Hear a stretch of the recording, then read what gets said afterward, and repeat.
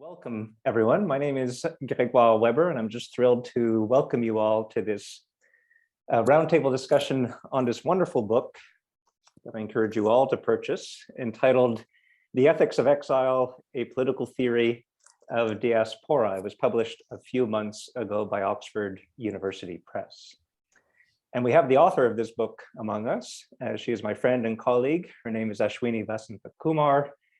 And in addition to being my friend and colleague, which really should be enough, is the Queen's National Scholar in Legal and Political Philosophy and an Associate Professor at Queen's Law.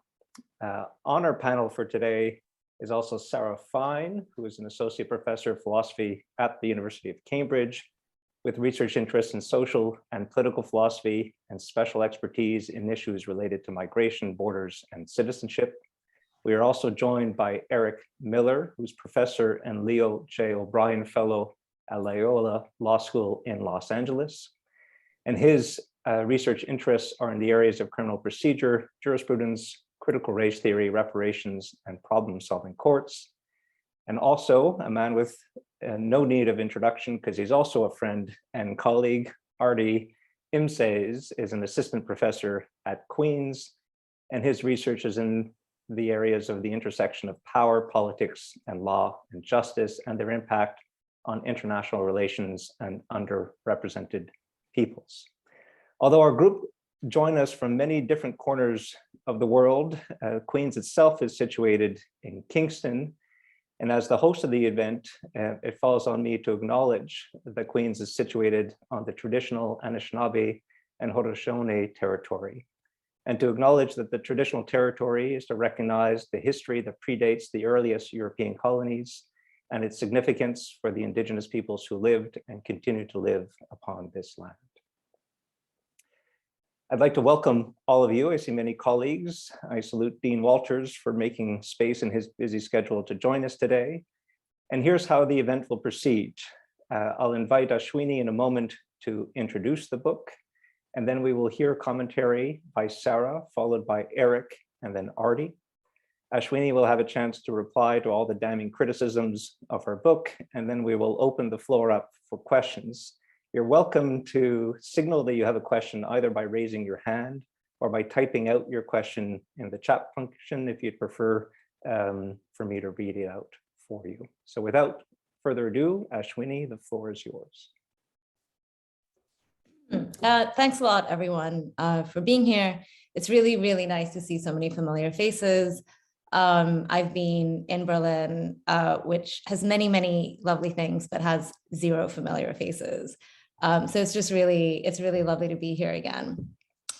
So I thought I'd say a few words about the book, just to give the vast majority of you who have probably not read it a sense of what I was aiming to do with the book, what its key claims are, and then I think, things that I wish I could have done differently, or that I regret that maybe volume 2 could address. So the book looks at exile politics, and by exile politics, I'm thinking about the political involvement of exile communities in the countries that they've left. So in Canada, we have a lot of really politically active diasporas. And so for us, I think this is quite familiar, that communities will have left for all kinds of reasons, their home countries, but they remain deeply involved in the politics and social and economic lives back home. And of course, by implication, Canadian politics also changes, right? So what becomes a domestic concern in Canada sort of becomes transnational simply in virtue of who constitutes domestic politics in Canada. And I think both in political debate and also in political philosophy, there is, I think, a lot of attention paid to the kinds of normative implications for receiving countries of having immigrants. And this is work that Sarah Fine is basically like a leading star in. And I think those debates are really important, but I think those debates also arise for countries that are sort of the sending states of migrants.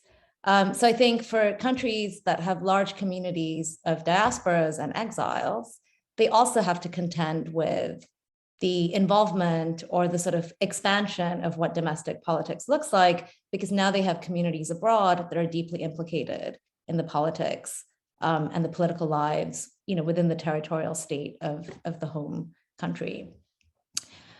So my interest is in thinking about what should be the principles that regulate the political relationship between exiles and the communities that they've left. And the sort of overall aim of the book is to sort of provide a moral map that helps us make sense of some of the different roles that exiles play in homeland politics. What are the moral constraints that attend to those roles?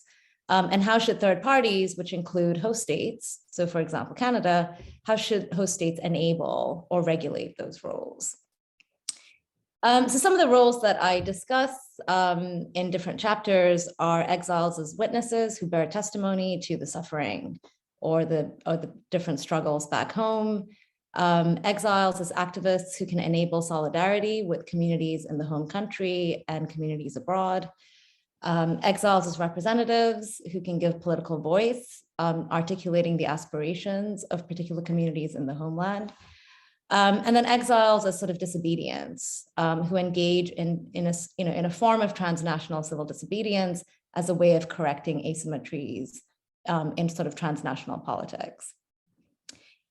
And I think I'm trying to, in the book, I'm trying to show the sort of salutary effects of exile politics.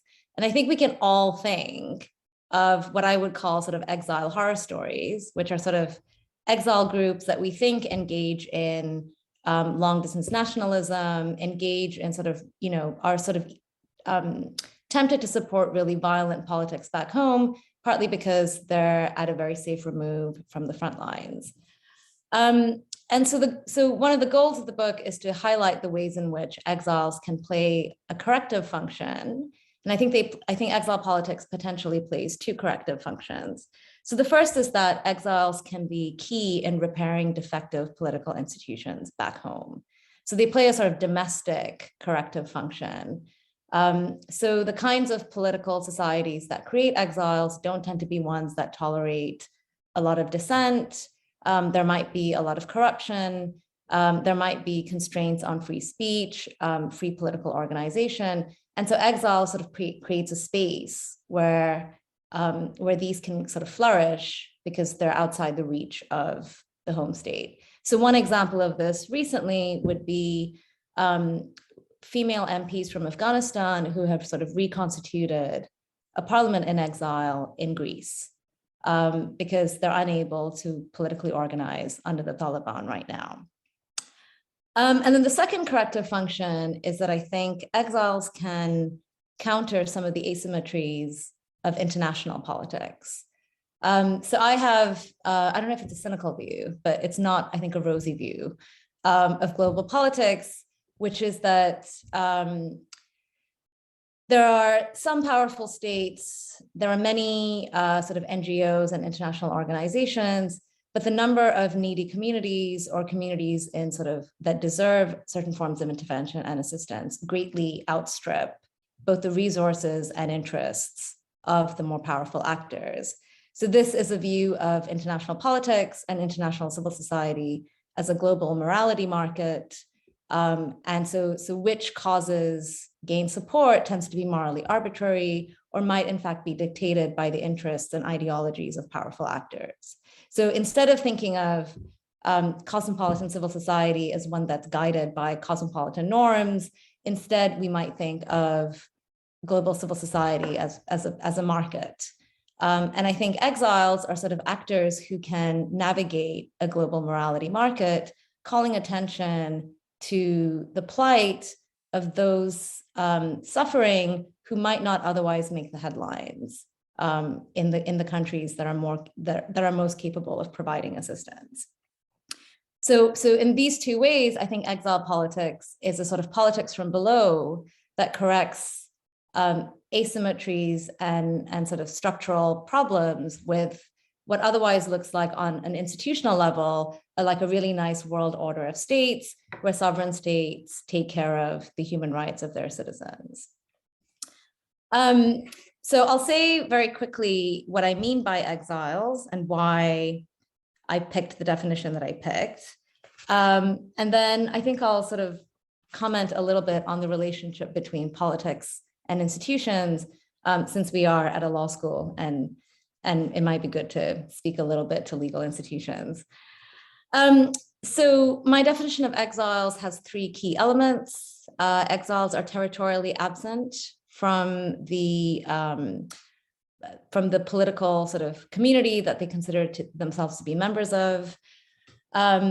So if we think about imperial societies, an exile might not need to be sort of physically removed. They might just be in the hinterland. So the czars in the Russian Empire were always exiling people to Siberia. And so their exile was actually a form of settler colonialism. But territorial absence is important because it means that exiles are usually beyond the jurisdiction and beyond the reach of powerful actors back home. So not always. So Uyghur exiles today are still sort of actually under threat from the Chinese Communist Party because the party is still able to reach them even when they're in exile. But typically being territorially absent means that they're not subject to the same sort of control. It also means that they aren't maybe accountable in the same ways. So territorial absence, I think, both liberates exiles, but it also, we might think, makes them unaccountable to some of the communities that they claim to act on behalf of. The territorial absence is compelled by public pressure. So this is trying to capture the sense in which there is some sort of political failing that accounts for why exiles have been forced to flee. And then third, and I think most fuzzily, they retain some sort of homeland orientation. So somebody could have been forced to flee for political reasons. And if they simply don't care about the homeland, if they don't see themselves as belonging to it, then they really wouldn't be an exile under my definition. They might be a refugee, but they wouldn't be an exile. So an exile retains a certain kind of identification, which also goes beyond cultural identification. So we might think that members of a diaspora are those who identify with a particular country of origin in a sort of cultural or social way, or they think, for example, that's where my family's from. But there's something here about a sort of political relationship that exiles retain to the communities that they've left. So three things about this definition. No one is ever satisfied with this definition. So pretty much every time I present this, and I'm not sure I'm satisfied with this definition, but every time I present anything about this book, people are like upset because they have an idea of who an exile is, and like this definition is either too broad or it's too narrow. So if you hate my definition, like, join the club, okay? The second is that I was attempting to be egalitarian in my use of the term exile. So I think, and there's this, Edward Said has written about this. So exile is really romanticized. And when I tell people I work on exile, they want to talk about Hannah Arendt, they want to talk about intellectuals who wrote books, right? And that they talk about at dinner parties. And actually I'm thinking about like Uber drivers and like the Tamil guy who runs a convenience store in downtown Toronto. To me, it's really important to point out that these individuals who we maybe don't typically associate with high politics are actually engaged in a really important set of political projects, that they have like really important debates amongst themselves about what their rights and responsibilities are. And so part of using the term exile, in addition to the fact that it meant that I had like a really nice alliteration in my title, but a big part of using exile is simply that it's important to me that we just recognize the kind of political subjectivity and sophistication in individuals that we just don't, I think, typically recognize that in. Having said that, it's actually quite elite because, of course, in order to be engaging in exile politics, you already have to have a bunch of things like settled status, rights, resources. So individuals who are unauthorized, who are hiding from the states in which they live, who might be in refugee camps where their sort of basic security needs aren't being met. As it happens, they also do engage in exile politics, but they don't really feature in this book as much as they sort of actually, in terms of sheer numbers, represent. So I'm still looking at a sort of a fraction of exiles who are sort of capable of engaging in exile politics. But I think even that fraction is a group that typically isn't recognized as engaging in politics. So I'll just quickly end with like what some of my key aims were. So one, I think, is just to challenge the idea that exiles are victims in need of rescue. So I think even the most sympathetic depiction of refugees is typically like, they're really nice, they just want a new life, they're innocent, and then like, we're the great saviors coming in with generous charitable interventions. And I think there's just something here about recognizing that actually exiles are victims and are vulnerable, but also are political agents and have political and moral agency. The second was to correct the view that exiles are armchair revolutionaries who are just annoying. And wouldn't it all just be better if like they just forgot about the home country and like got on with things, right? I mean, I think we should be wary of that sentiment, mostly because it usually is coming from authoritarian regimes. So I feel like that's a red flag. But one of the goals here is to show that actually it's very hard to think of a political community today in which exiles didn't play a really important role. So a lot of post-colonial societies, their independence movements were really strengthened by exiles. English politics might not be what it is today if it weren't for exiles. Sure, we might be looking a couple of hundred years ago, but I just think there's a way in which it's important to think of exiles not as a exceptional deviation from the norm, but actually as part of a sort of an integral part of the stories of most political communities.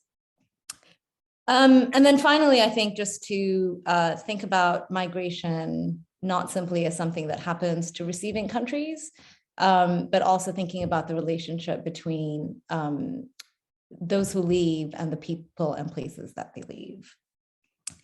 So I think I'll leave it there because I think I've talked for too long, but thank you very much. Thank you, Ashwini. We're doing applause now. Sarah, over to you. Thank you so much. That was fantastic, Ashwini. So I'm really thrilled to be with you all celebrating the publication of Ashwini's phenomenal book about exile. And since I'm officially participating in the UK's UCU strikes, withdrawing my labour from my employer because of an ongoing industrial dispute around pay, pensions and equality, let's just say that I'm here in my capacity as a fan of the book and of course its author. It's a book that's sure to be agenda setting, bringing the tools of normative political philosophy to bear on the subject of exile, and bringing exile to the attention of normative political philosophers. It's beautifully written and erudite, combining an impressive selection of literatures, case studies, and urgent themes on rights of participation, on the nature of solidarity, on duties to testify, on disruptive protest, and much, much more. I learned so much from reading it, and I heartily recommend it to anyone interested in, well, politics, law, and ethics. So I'm a fan of the substance of the argument, and I'm also a fan of Ashwini's sensibilities and her approach. As Ashwini puts it herself on pages 6 and 7, by exploring exiles' rights and responsibilities in the communities from which they've fled, she aims to tell another side of the migration story. She says, I recognize exiles as moral agents and political protagonists, a far cry from the passive victims they're often portrayed as. And I show the potential for exile politics to correct asymmetries of voice and power at home and abroad, making it more likely that the distant needy are attended to on their own terms. So the book also stands as a corrective to a variety of familiar representations of migrants, of membership, and of political communities. And it serves to reorient the focus of discussion away from exiles' relationship to their current place of residence and towards their relationship with their countries of origin. Ashwini describes her approach as applied, non-ideal, and contextual, all of which seem absolutely fitting for the subject. Now, in my contribution today, I'm going to focus on two interconnected themes in the book. And the first is explicitly one of Ashwini's own themes and is the core subject of chapter 5. That is identity. And the other plays just as important a role, I think, but it remains in the background and it doesn't get its own moment in the spotlight. And that's the notion of homeland. And I'm going to invite Ashwini to say a little more about the role of these in her account of exile. Now, to get us started, let's remind ourselves of Ashwini's account of exile on page 4. She's already mentioned it, but it bears repeating. So exile has, according to Ashwini, 3 central elements. Exiles are physically absent from the community with which they engage, which may or may not be coextensive with the homeland with which they identify. And second, she says, exiles' absence is compelled by political pressure, often but not always exerted by political authorities. And finally, she says, exiles remain politically oriented towards their homelands, often evinced by a notional aspiration to return. And in some cases, this desire is active and drives exile politics, but she says the longing to return signifies a particular form of identification and orientation, and the sense of a political home that lies elsewhere. So, as you can see, one of the central ideas here is place. Exiles do have something like a place, a rightful place in the world, but they're involuntarily, reluctantly out of that place. In their lives, though, they remain oriented towards that place in terms both of their understanding of themselves and in the focus of their politics. Now, I was struck by a really interesting line in the book on page 11, where Ashwini writes that she aims to challenge the standard picture of political life in normative theory, to draw attention to exiles' contributions to a transnational politics that is neither communitarian nor cosmopolitan. And I agree that it definitely doesn't read as cosmopolitan. But one reason the line interests me is that the picture of exile painted here does seem quite communitarian. And I wonder whether this account of exile can escape that, given the emphasis on an orientation towards a homeland. And I'm interested to hear more about why Ashwini thinks it isn't communitarian specifically. So let's start with identity. In chapter 5, Exiles as co-authors, Ashwini examines, as she frames it, shared identity as a basis for exile politics.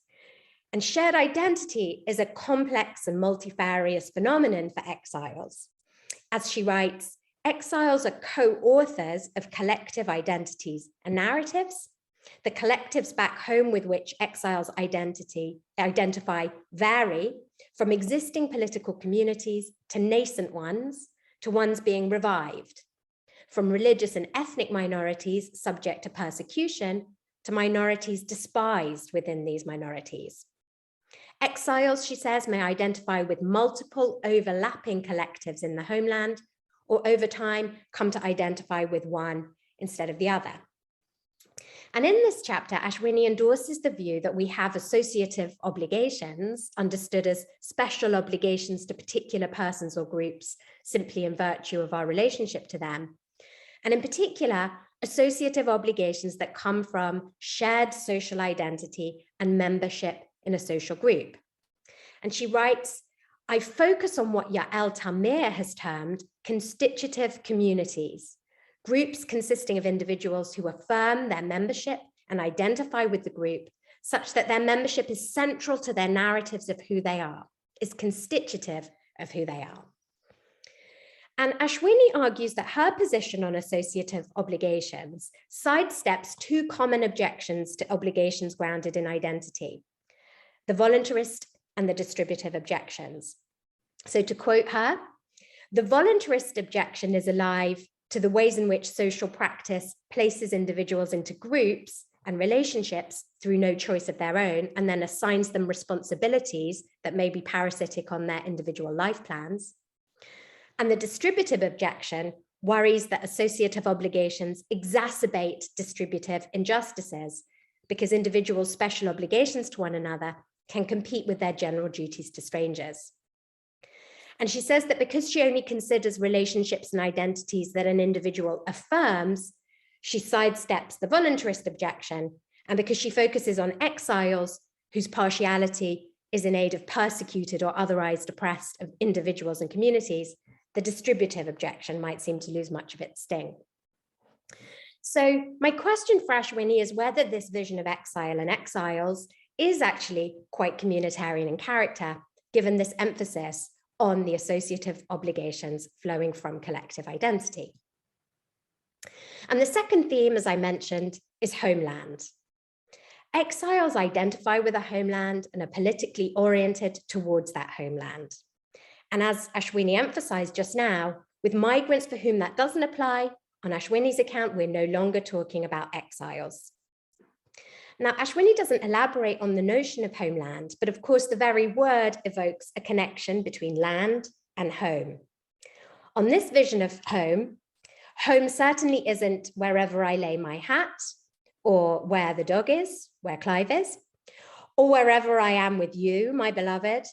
It's a specific place, a place in which I belong, with which I identify, and for the exile, from which I am currently displaced.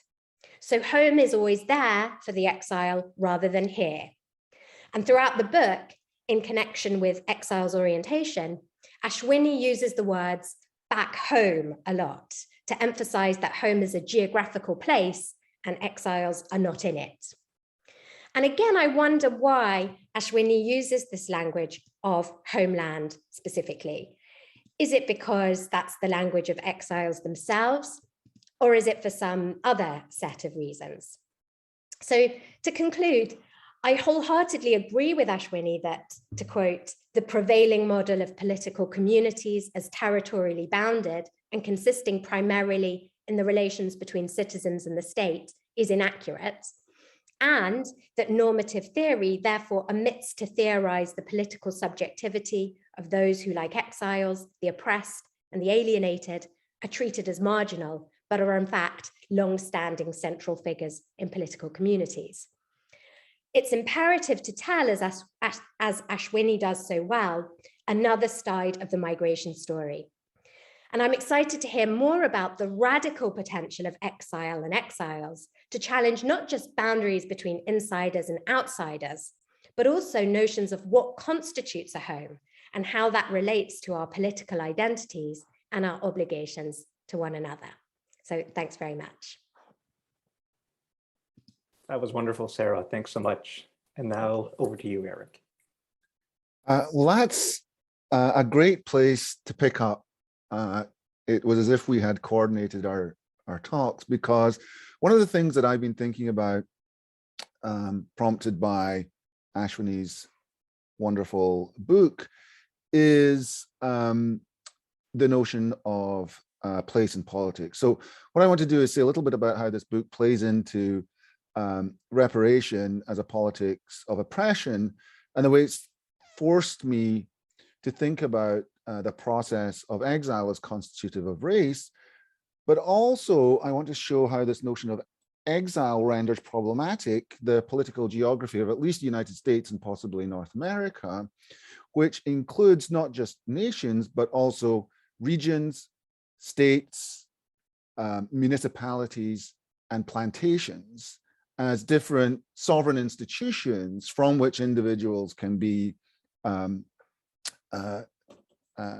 exiled or brought into. So again, the core of the thought here depends on Ashwini's three-part definition of exile as And my sort of paraphrase of it is as coerced physical displacement of political opponents and subordinate groups who retain a commitment to participate in the politics of the place from which they were exiled. So I avoid the homeland locution.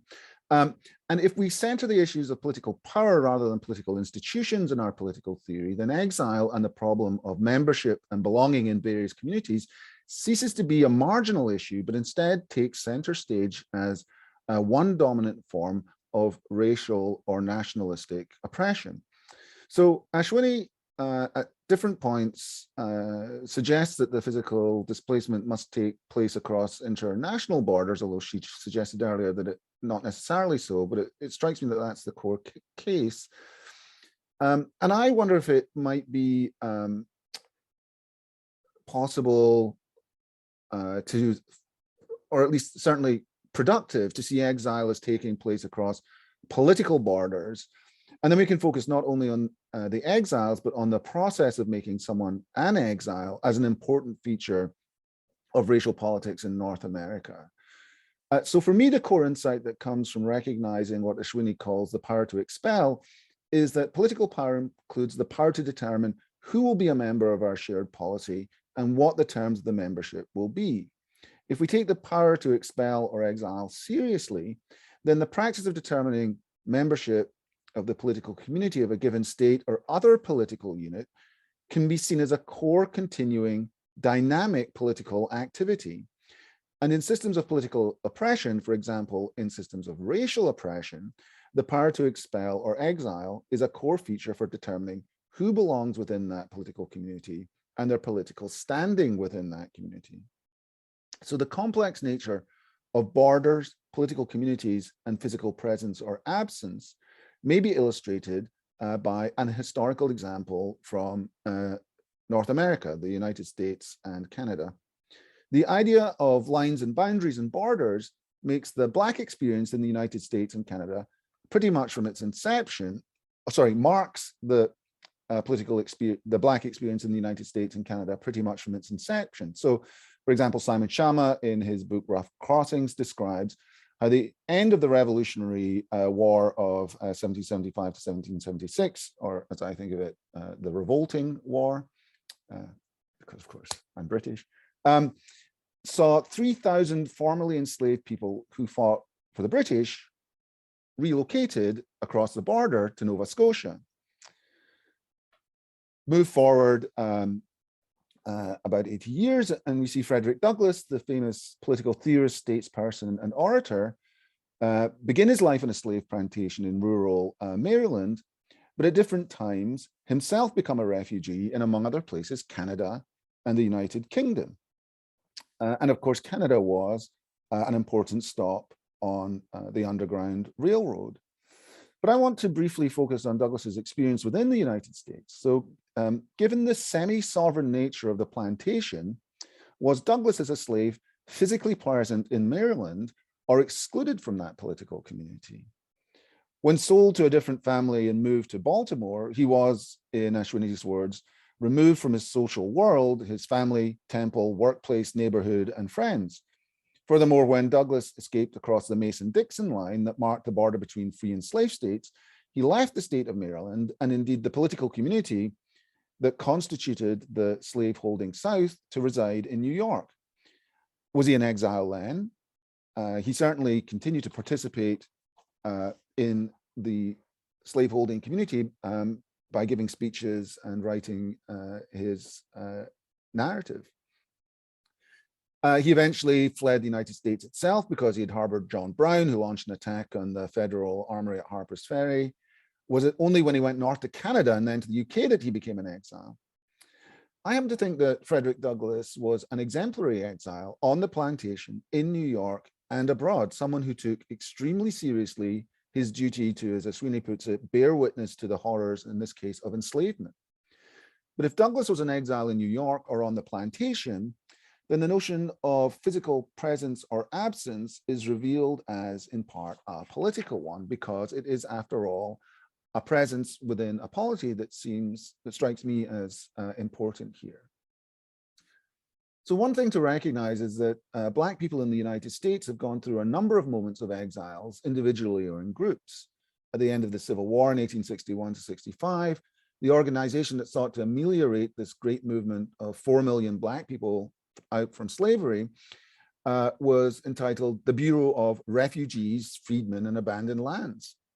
What is often euphemistically referred to as the Great Migration, which began in 1916 and lasted at least 40 years, and which saw over 6 million Black people move from the south to the north, often, in Ashwini's words, fleeing economic crises that result in public disorder, including, in the American case, murder, lynchings, and the destructions of whole cities, such as Tulsa, Oklahoma in 1921, Rosewood, Florida in 1923, and numerous other places.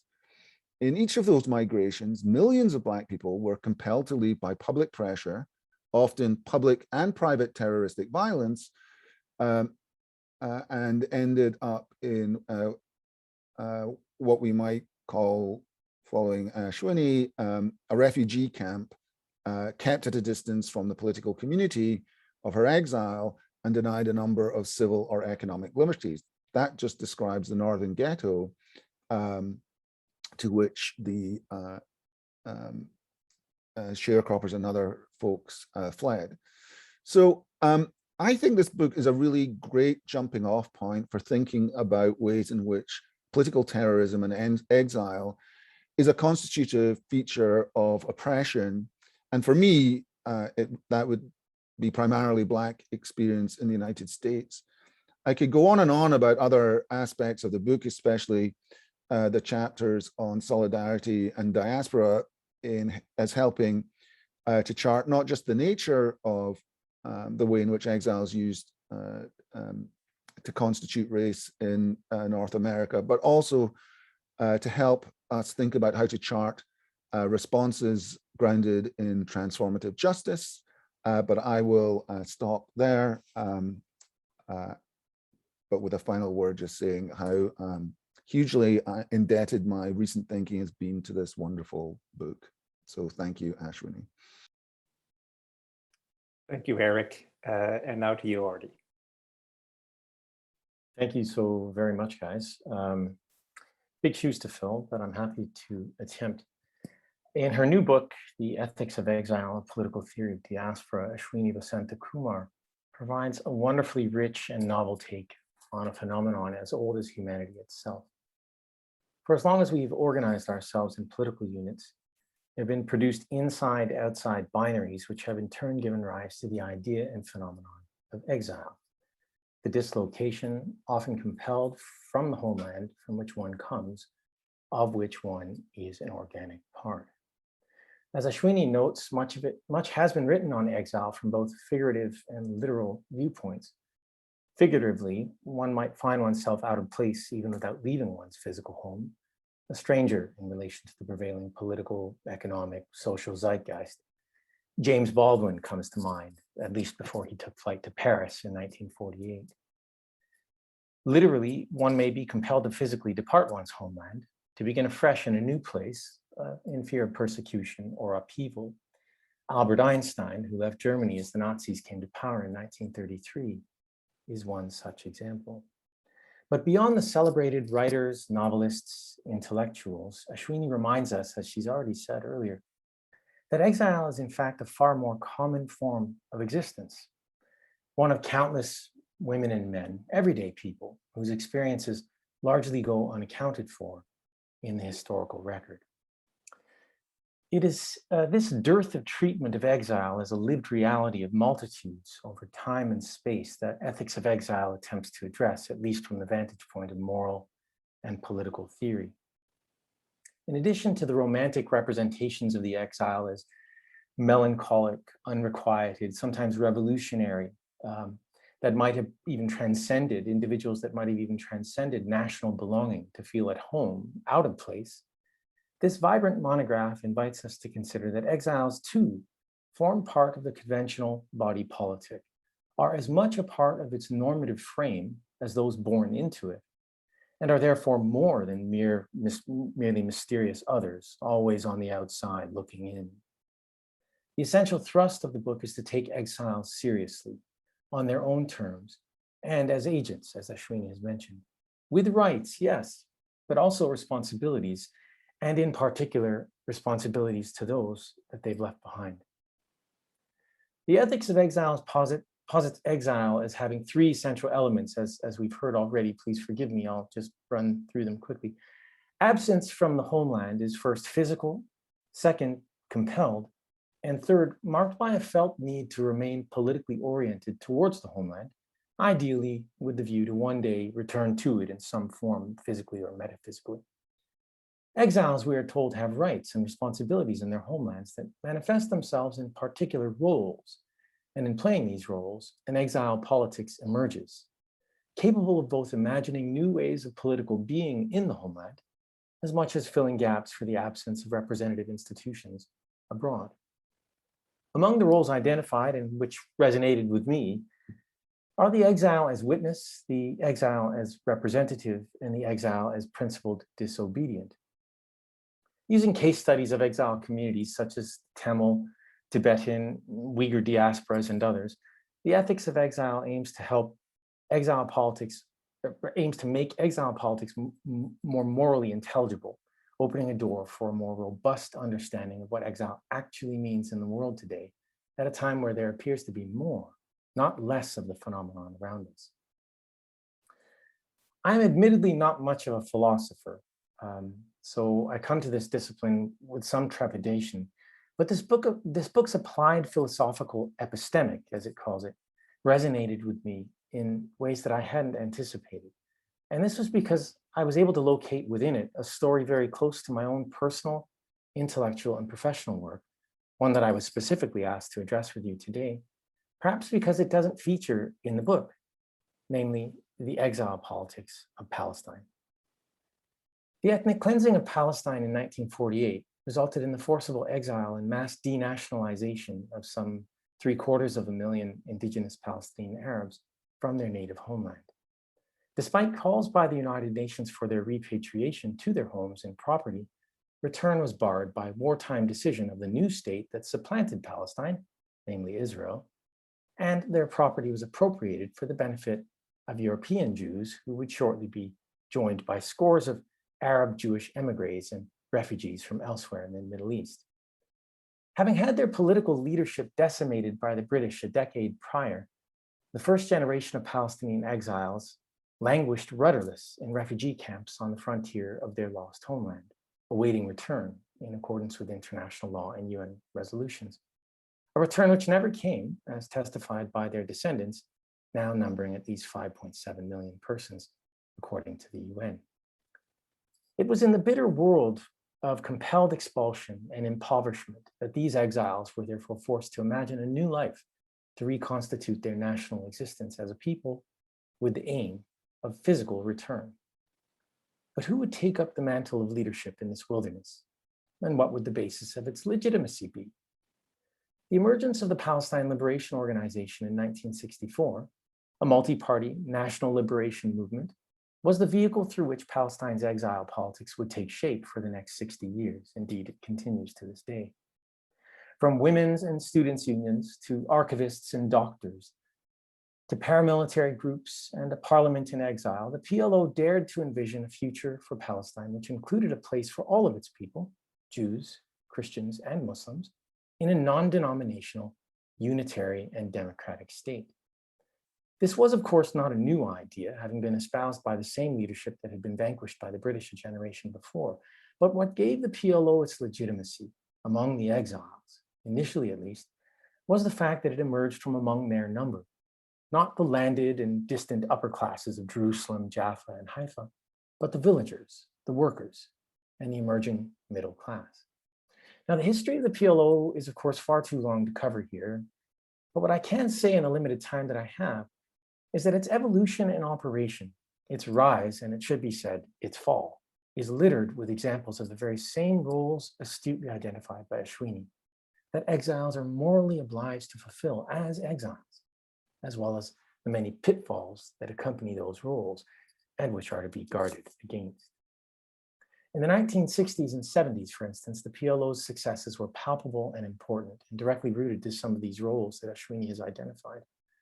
From a highly efficient Gulf-based remittance economy, that is the Arabian Gulf, enabling those left behind in the camps in the Levant to build themselves up and remain afloat, to the gradual recognition of Palestinian juridical personality at the UN in the 60s and 70s, made possible itself by the cultivation and growth of tri-continental solidarity with the formerly colonized and struggling peoples in the global south, take the ANC, SWAPO, and other organizations. But by the late 1980s and early 1990s, hubris had set in, resulting in what Ashwini identifies as the exile's, quote, moral hazards, the disconnect among political actors created by distance and time, and the resulting erosion of a sense of shared political space, end quote. What adds an even greater richness to the Palestinian predicament is a case study of the exile that Ashwini speaks of, despite the narrow definition of exile that she employs, is that, as noted by Edward Said, to whom Ashwini does afford a brief introductory nod, quote, Palestinians feel that they have been turned into exiles by the proverbial people of exile, the Jews. But the Palestinians also know that their own sense of national identity has been nourished in the exile milieu. At the risk of falling back on the propensity of some to exalt the eccentric intellectual as the representative of exile, I am of the view that Said is better placed than most to render this account. As Robert Spencer has demonstrated, the motif of exile runs throughout all of Said's work. And as a Palestinian-American exile himself, Said spent a lifetime fulfilling three roles that I have elsewhere chronicled, first as narrator, second as critic, and finally as visionary. And in these three roles, one can see a broad reflection of Ashwini's exile roles as witness, representative, and political disobedient, although admittedly not with the rigor of her moral and theoretical frame. I wouldn't even purport to try. Whether narrating Palestinian reality in Western media, whose penchant for denying Palestinian existence or dehumanizing them was, indeed is, arguably without parallel in the post-World War II era, or joining the Palestine National Council, the parliament in exile, and serving as a linchpin between the US Secretary of State, George Shultz, and Chairman Arafat in the 1980s, Said embodied exile politics in every way imagined in Ethics of Exile. And where the PLO lost its way, when it lost its way in the post-Oslo phase of its evolution, the same can be said of how Said held fast to his role as public critic of Arab and Palestinian leadership, thereby enriching Palestinian exile politics further in line with the book's basic argument. As a cosmopolitan exile born in British Mandate Palestine, exiled and raised in Egypt, Lebanon, and the United States, and educated in Arabic, English, and French, it's no surprise to find that Said was uniquely placed to engage with the intellectual notion of exile, nor is he the only one. For no scholarship is ever objective, even as each of us come to the proverbial table with our own subjective experiences, outlooks, worldviews. And so as I read The Ethics of Exile, I therefore kept wondering, what was it about its author that compelled her to write it in the first place? Given the depth of its imagination, the breadth of its coverage, and the penetration of its analysis, I can't help but feel that the book has an unspoken, almost autobiographical quality to it, Ashwini. And alas, this may be a figment of my imagination, but if not, I'm eagerly looking forward to reading more from you in days to come. I'll stop there and hopefully engage in good conversation now. Thank you.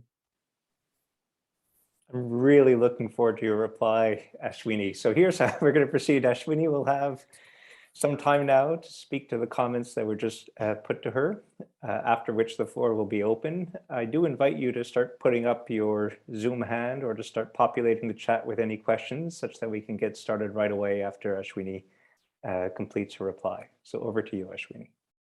Great. Thank you, Sarah, Artie, and Eric for those really sort of thought-provoking and really generous comments, which I think really engaged sympathetically and like charitably with the book, but then like made me more interested in the book, which I've at this point tired of, because I now get to think about other things like reparations and Palestine. So many thanks for that. I'm sure, as you know, when you work on a project for a long time, it becomes hard to see what is new about it. And so I really appreciate your comments.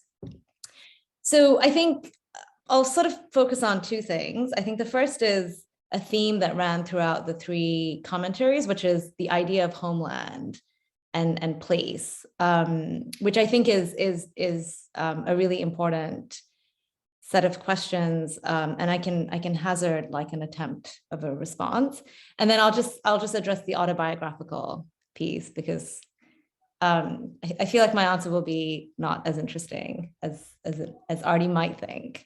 So I think, yeah, so I think if I had engaged really carefully with case studies, both that were sort of more historical in range, but I think also case studies like the Palestinian case, right? That would more obviously problematize the notion of homeland, right? So I think partly a feature of using contemporary case studies where the nation state is the form of political authority, and in most cases, there is a homeland. It is actually a piece of territory that the exile community sort of sees as its own. It didn't force me, I think, to really think about those questions, right? But I do think historical examples really sort of change where those boundaries are. I do sort of gesture to history in chapter 2, and I really did. I mean, I went off on this like rabbit hole of like Tsarist exile practices and like really got into that for a while. But I just realized I wasn't going to become a historian in the process of writing this book, and like that dream lives for another day. But so I think that does just mean that there is a kind of like very contemporary understanding of territory and homeland that's motivating this. I think where, and I think also in the book, the assumption is that there's a political community in the homeland, and then there are exiles, right? But the political community that's physically based in the homeland is the locus of the political community. And actually, we might think that in some cases, the exile community is where the locus of the political community is, because it's actually only in exile that this entity as a political entity is able to flourish, right? So I think, so this might be true, or it might be more true of Palestine, where there is such a large exile community, and so much, as Artie says, of the politics is in exile. And it really struck me, Artie, what you said, which is that actually the PLO's legitimacy was because it had legitimacy amongst the exiles and not the elites who were physically in Palestine, right? And then I think another example, and one that I sort of refer to in the book, is Tibet. So I think actually, given the sort of erosions of Tibetan autonomy in what we might think of as sort of geographical Tibet, in some ways it's actually only the Central Tibetan Administration and Dharamshala where something that looks like what would be Tibetan life is actually able to flourish. So I think there are ways in which both like what is the homeland as a kind of physical thinginess thing, but also sometimes the homeland is going to be in exile, right?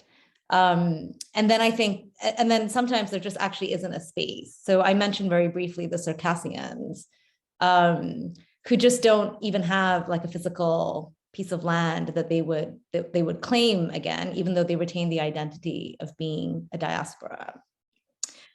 So relatedly, I think Sarah's excellent question about communitarianism. So, I mean, I think one thing that I was surprised to discover about myself writing this book is that I think collective life really matters, or it certainly matters to a lot of people, right?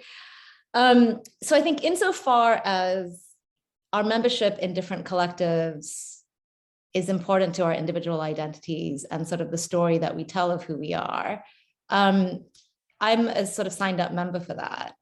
I think where I would depart with a lot of communitarians is thinking that this argues in favor of preserving collective identities. So part of the story I want to say is that exiles, who often have really idiosyncratic interpretations of a collective identity, can still lay claim to that collective identity and still have a sort of stake and ability to change what that collective identity means.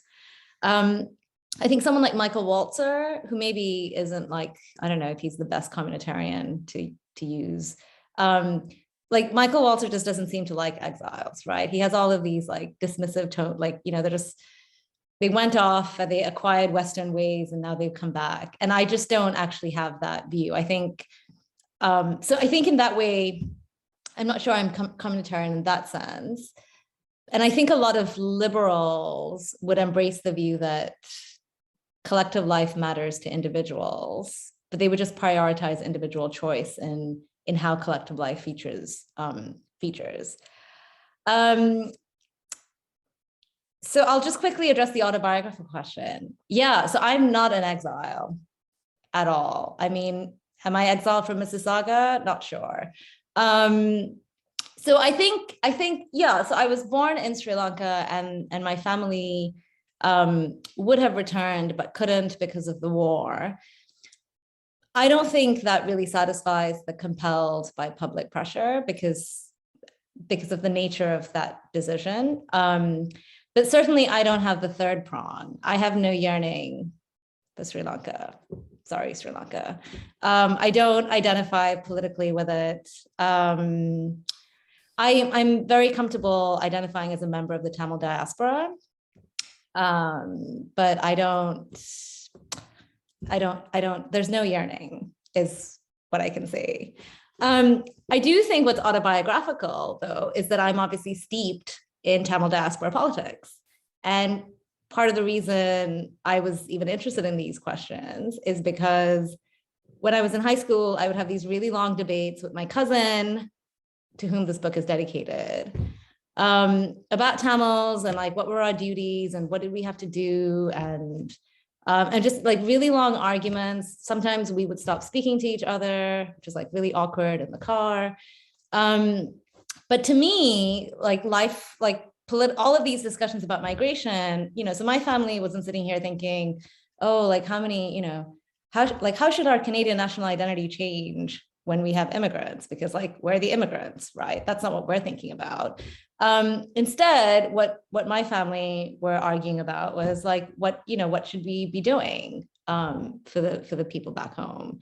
So it's autobiographical in that sense, in that certainly the reason that I got interested in these questions is because of a lot of fights I was having as a hostile teenager.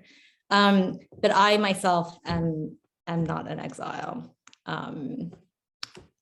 Like, yeah, not in any sense, I don't think. I mean, I'm probably alienated, but I don't think I'm an exile. So yeah, I think it would have been like a more moving book if I could have written about exile from a personal point of view, but no, not an exile, just angry. So can I jump in? So I'm interested just to see if you think Sarah and I are exiles, because I don't know, I can't speak for Sarah's politics, so I'll just speak for mine. So, you know, Europe has moved on without us. And I wonder if, you know, you could think of Brexit as a compelled act in which a bunch of British people who want to remain have been forced out. And so does that fit in within exile? And you know, we want to still engage with Europe, and so does that fit in with the definition of exile, or is that a bunch of elitist Brits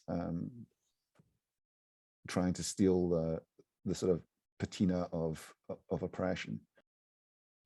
Sarah, do you want to share any thoughts about that question?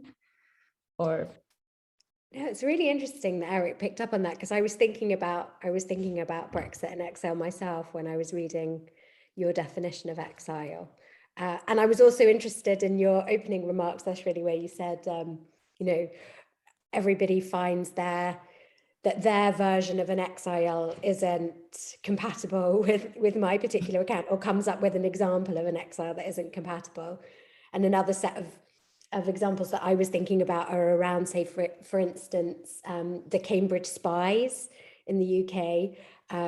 So those who sort of ended up in various parts of the Soviet Union being really miserable, feeling like exiles, but again, not kind of quite fitting with your account.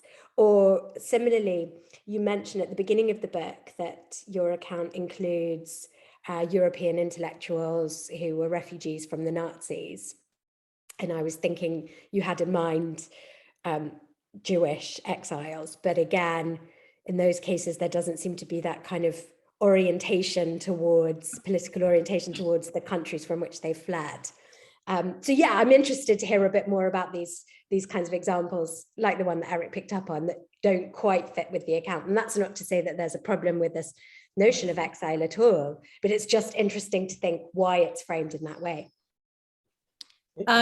Great. Oh, sorry, Artie. I was just going to say, I think the conversation that we're having right now goes back to the same thing that I think you telegraphed at the beginning, Ashwini, that this, at heart, there's a definitional issue, if you like, right? You make a strong claim on how you define exile, even in the manner in which you answered my question.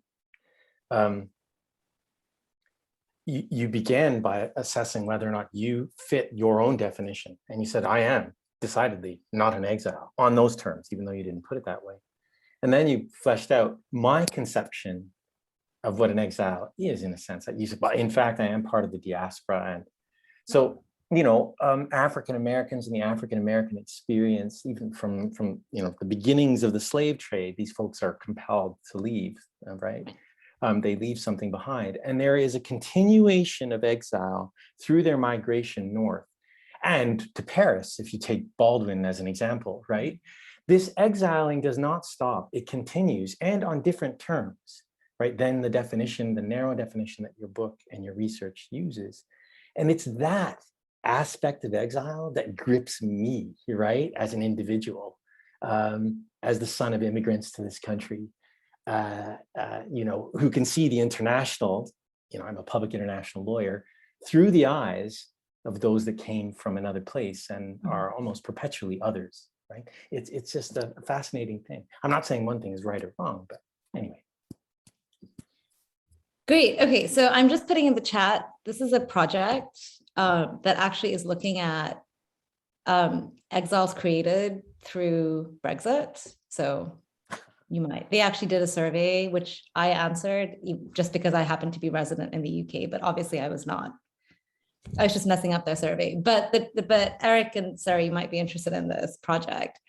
So I actually think that Brexit, so I think procedurally, there were all of these issues with Brexit in that it didn't enfranchise people who it ought to have enfranchised, and it enfranchised people, again, like me, who it really ought not to have, right? But then it seems as though there was a change in which individuals' rights actually changed quite significantly. But also there was a very public statement about sort of who belongs and who doesn't, and what kind of country do we want to be. So I'm not really unsympathetic to the idea that quite a few exiles were created through Brexit. I also think, and this partly goes to sort of Artie's comment, so I'm happy to have a narrower understanding of exile, and then also think that there's displacement, right? So I think there are a lot of individuals who are displaced, but we might think that because they have no homeland or their homeland has been destroyed, right? So actually a lot of Jewish refugees from Europe were displaced and rendered homeless, but there was no homeland because actually the neighborhoods and villages and towns that they had previously for generations lived in was just gone, right? So there's no homeland to be reoriented towards. So we might think that there are sort of adjacent concepts like alienation and displacement. And at least what I'm trying to do is have a narrower understanding of exile, which doesn't, I think, mean that there aren't individuals who are alienated.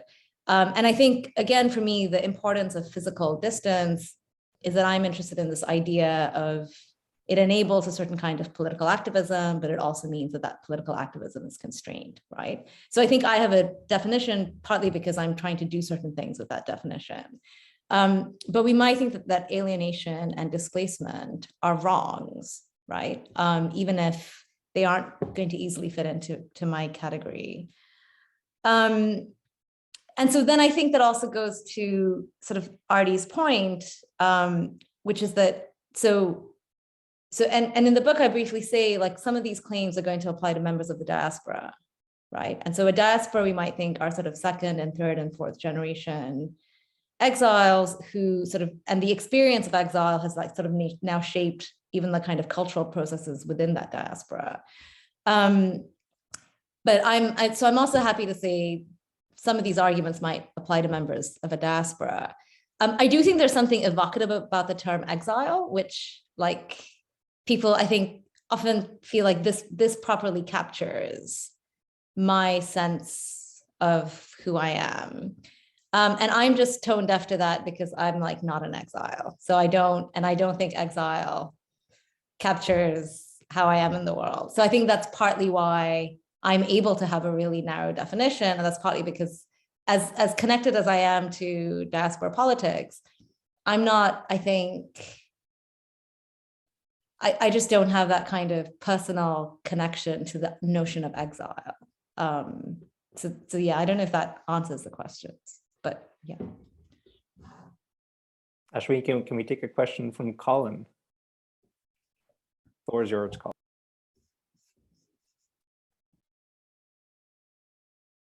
Sorry. So thank you for that, Ashwini, and to all the other panelists. That was just rich and amazing. My question is, I haven't read the book. It arrived in my mailbox on Friday, so I'm sort of at a bit of a disadvantage here. But I'm really fascinated by a point that Sarah brought up, which is sort of your reliance on associative obligations, the extent to which that may sort of push you towards the communitarian camp. So I'm interested in all that. But I'm also interested in the fact that your reliance on associative obligations seems to relies on some sort of affirmation of your identity, your orientation towards the homeland. So it does seem like you might avoid the voluntarist obligation because in some sense, this seems like a choice, right? So you have obligations because you have some sort of choice. So I guess I'm just trying to unravel the sort of connections between questions of identity and questions of obligation, because to some extent, who we are isn't something we can choose. So to some extent, our associative obligations aren't obligations, but duties. But then that just gives rise to a whole host of other questions, some of which I think I've spoken to you about. For example, what do exiles, what are they supposed to do if they have obligations that might conflict with their duties towards their current country of settlement, right? So what if you have certain obligations towards your homeland, or that you feel you have towards your homeland, that conflict with, say, the foreign policy of the country where you now live? And how do you negotiate those potential conflicts if on the one hand you have, I don't know, so you have sort of natural duties to affirm the just foreign policy of your country of settlement versus associative obligations that are somehow grounded in a voluntarily chosen identity? Can you have an obligation not to affirm your identity in the face of a natural duty? So I don't know. There's just a bunch of questions, but it just seems I'm just trying to unravel the way questions of identity and obligations sort of relate to each other and the kinds of dilemmas that might give rise to. Great, thanks so much, Colin. I'm a little shocked that you didn't dedicate your weekend to reading the book, but that's okay. I understand it's end of term. Maybe you had other things to do, just maybe. Actually, I'm just shocked that you bought the book. I'm like, I would have sent you a PDF. Okay, so yeah, this is a great question. And I'll tell you, how I understand identity and the way in which it generates associative obligations. And then I'm going to have an answer that I think is philosophically fine, but just going to be really unsatisfactory, right? So I'm just letting you know that's where this is headed. So I think of identity. So I sort of borrow on sort of narrative account of identity, which I think is constrained by the social groups in which I can claim membership, but isn't sort of overdetermined by those, right? So I putatively am a member of a number of social groups, but only some of those are going to feature in the sort of individual story I develop of who I am and what I care about, right? So there are just going to be, I think, a lot of people who might have been forced to flee on the basis of, say, their ethnic identity, but they might not really care about that ethnic identity. They may never have really identified with it. It might not feature in their lives in a big way. So they just, on my account, aren't going to have associative obligations in virtue of that identity, right?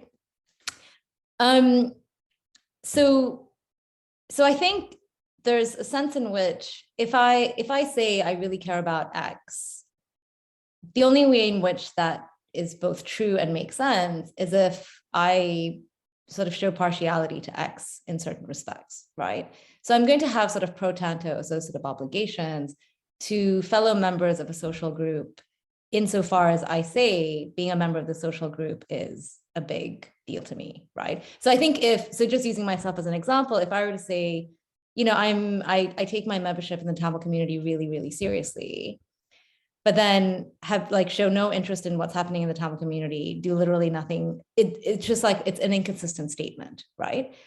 So in response, I think so that means a few things, right? So the first is that I might be in certain kinds of relationships, and if I don't affirm them, then I don't have associative obligations, right? And this includes like family relationships. So somebody said you can't really divorce your parents. And you can morally, right? You can just decide, I don't really take being your daughter seriously. So sorry, I might have other duties of gratitude, etc., but I'm not going to have associative obligations. To your question about conflicts, so the sort of answer that doesn't, I think, get to the heart of what you're trying to get at is it's a pro tanto obligation, right? So the example you gave is I have an associative obligation to say further some political movement in my country of origin, but Canada, which happily has a just foreign policy, actually wants me to do something else. Well, depending on whether or not Canada's policy actually is just, right? We might say, okay, well, it's a pro tanto duty and it's defeated by duties of justice, right? So I tend to think, I think that's the way in which I generally approach that dilemma. So I also think if I'm a member of the mafia, I have duties to my fellow mafia people, but those just might be defeated by duties not to murder. So that's the way I would cash out associative obligations versus natural duties.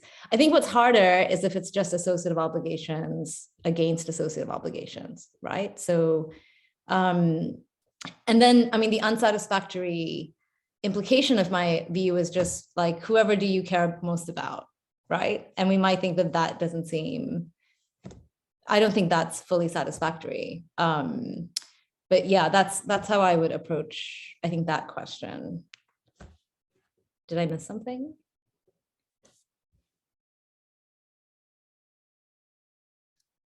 Colin? Colin, I think I wasn't allowed to unmute myself. But no, you didn't miss anything in my question. And that's pretty much where I thought everything was leading to, but I'll read the book and I'll think a little bit more about it and then I'll send you an email. So thank you. Thanks, Colin. Okay, let me turn the floor over to Josh now. Thanks, Gregor, and thanks, Ashwini, and to all the speakers for a really fascinating discussion. I will also start with the confession that I haven't read the book, but that the topic is really fascinating to me, and I do plan to read it. I had a question that's different from Colin's, but I think motivated by some of the same kind of background concerns and experiences. So I'll put the question in the abstract and then I'll tell you what I mean by it. In the abstract sense, the question I have is, to what extent can the duties of exiles be voluntarily assumed?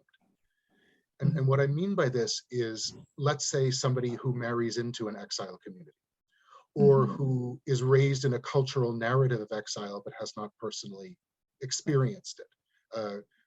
Rastafarians seeking repopulation of the African diaspora in Africa, or Ashkenazi Jews who have zero biological heritage going back to ancient Israel, but who feel exiled from the Holy Land before the establishment of the State of Israel.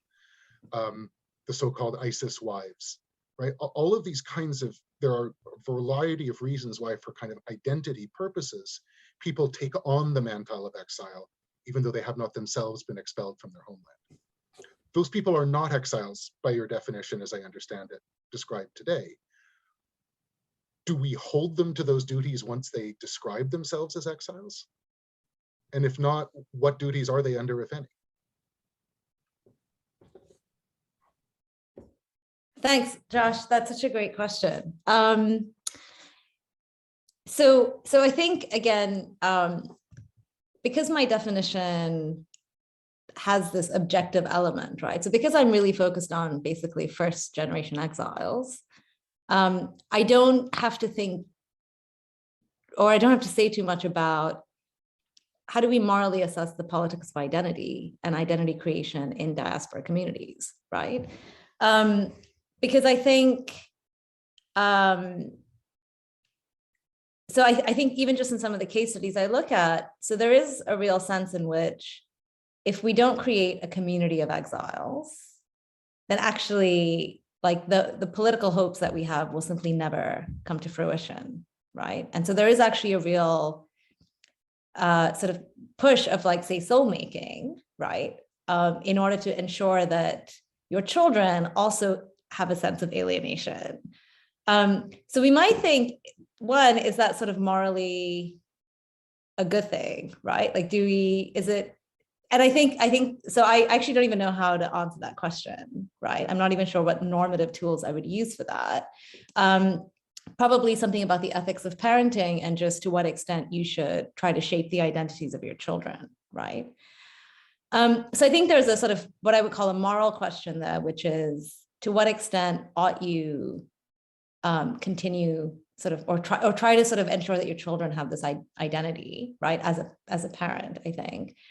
And then I think there's a political question about the sort of political dynamics that are often needed in order to cultivate a particular kind of identity, right? So I think I briefly mentioned the Vietnamese example, right? So Vietnamese communities in the United States that were really sort of keen to kind of cultivate a sort of sense of, the Republic of Vietnam is the real Vietnam. And so we have to really oppose the Communist Party. And there is just a real sense of like violence being used to control sort of control the public sphere within the diaspora. I think similarly within the Tamil community in Toronto, there was so it wasn't so much about cultivating a sense of exile, but it was about cultivating support for a particular project. And so that to me is easier, right? It's easier for me to say, you can't use coercion in order to shape sort of political identities in a community. But I think there's sort of other, I think sometimes it isn't coercion, right? And we might just wonder whether certain kinds of political identities are desirable, morally speaking. I don't feel equipped to answer that. I think my sort of highly individualistic account of identity sort of aims at minimizing the role of coercion in shaping an identity. But I don't, beyond that, beyond that, I'm not sort of comfortable. I think, I don't know how to morally assess identity. Yeah, I'm not sure if that was what you were getting at, though. Well, Colin's thing, I actually wasn't thinking about myself, although there's something to that, but there there isn't really any more a Taiwanese exile community, but that's a whole long story that's a distraction from today. I was less thinking about, I was actually thinking more about cultural heritage and sort of narratives of exile.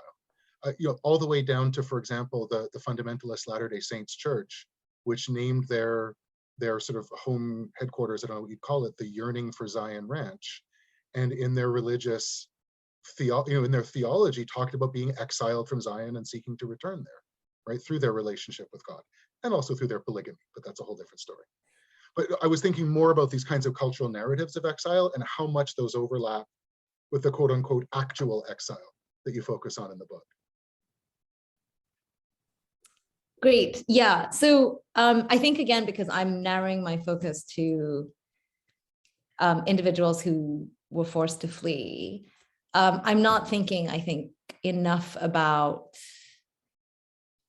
the narrative of exile. So I think there are more people who would identify as exiles than my account might capture. I do think on my identity account of associative obligations, if you are going to walk around saying, I'm an exile, then it would be odd if you weren't, for example, interested in what was happening in the home country, right? But then I have that view of those who are sort of nationalists, right? And who say, I'm deeply committed to the nation of X, but then do literally nothing that suggests that. But I think if I were to say I'm like a really, so here exile would be an identity like an environmentalist, right? So if I say I'm an environmentalist and it's a big part of who I am, but then do nothing that might further that cause, it would just seem as though I'm being a hypocrite, right? But I do think the moment I identify as something, then I am going to have obligations. So I think if I identified as an exile, I would have certain obligations in virtue of that identification. Whether or not there's like any material basis for that identification, I'm okay. Like, I don't really think that some identities are true and some aren't, right? So if mystical beliefs ground people's identities, then those mystical beliefs give them reasons, I think. Okay, we're coming up to the end of our 90 minutes. Before I express a vote of thanks, Ashwini, do you have any closing remarks you'd like to share with our group? No, it was really lovely to see people from Queens. It's very nice to see you all. And it was really lovely of the three panelists to make their time. Like Sarah, I know it's dinner time for you and you have a COVID casualty at home. So this is like really lovely. It's just been a really lovely conversation. So thank you very much. Well, it's my turn to express thanks to Sarah and Eric and Artie. I think it's a testament to the quality of Ashwini's scholarship, not only in this book, but more generally, that she could secure such distinguished panelists. I think it's also a testament to Ashwini's standing in the classroom that so many students have joined us today, and a testament to her collegiality to have had so many of our colleagues at Queen's join us as well. So you're just amazing on all counts, Ashwini. So thanks very much for the book, for being a great colleague. If you weren't being ironic, that would be really moving, Gregor. All right, well, a final vote of thanks from me for everyone joining us for today.